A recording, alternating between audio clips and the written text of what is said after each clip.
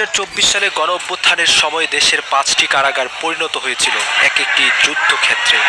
চরম বিশৃঙ্খলার মাঝে জেল ভেঙে পালিয়ে যায় 2240 বন্দী। আগুন ধরিয়ে দেওয়া হয় জরুরি সব ফাইলে। সেই বন্দীদের 721 জন এখনও পলাতক, যার মধ্যে 60 জন মৃত্যুদণ্ডপ্রাপ্ত এবং 9 জন উগ্রপন্থী। তাদের হাতে রয়ে গেছে চাইনিজ রাইফেল ও শটগানের মতো প্রাণঘাতী আগ্নেয়াস্ত্র। কারাগার সূত্র জানায়, 19 জুলাই নরসিংদী জেলা কারাগারে ভাঙচুরের সময় 826 বন্দী পালিয়ে যায়। পরে 646 বন্দী আত্মসমর্পণ করে। গ্রেফতার হয় 38 জন, তবে 142 বন্দী এখনও পলাতক। তখন জেলের অনলাইন সিস্টেম ধ্বংস করে ফেলায় পলাতকদের বিষয়ে বিস্তারিত তথ্য নেই। 5 আগস্ট বিকেলে শেরপুর জেলা কারাগারে হামলা, লুটপাট আর আগুনের সুযোগে 518 বন্দী পালিয়ে যায়। লুট হয় কারাগারের 5টি চাইনিজ রাইফেল ও 4টি শটগান। কারা কর্তৃপক্ষ জানায়, এর মধ্যে 38 জনকে গ্রেফতার করা হয়েছে।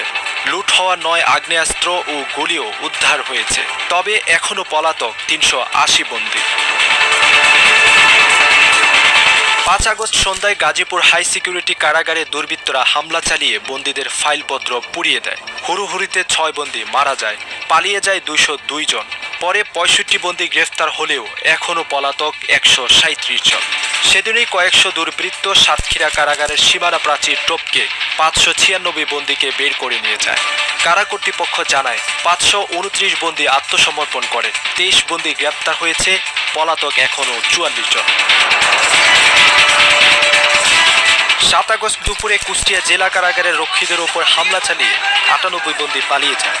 কারা কর্তৃপক্ষ জানায়, 72 বন্দী আত্মসমর্পণ করেছে, গ্রেপ্তার হয়েছে 9 বন্দী, 17 বন্দী এখনও পলাতক। ধারণা করা হচ্ছে, পলাতকদের অনেকেই সীমান্ত পেরিয়ে দেশের বাইরে পালিয়েছে। অন্যদিকে যারা অস্ত্র হাতেই দেশে আছে, তাদের নিয়ে ভয় কাটছে না। প্রশ্ন থাকছে, সব বন্দীকে কারাগারে ফেরানো যাবে তো?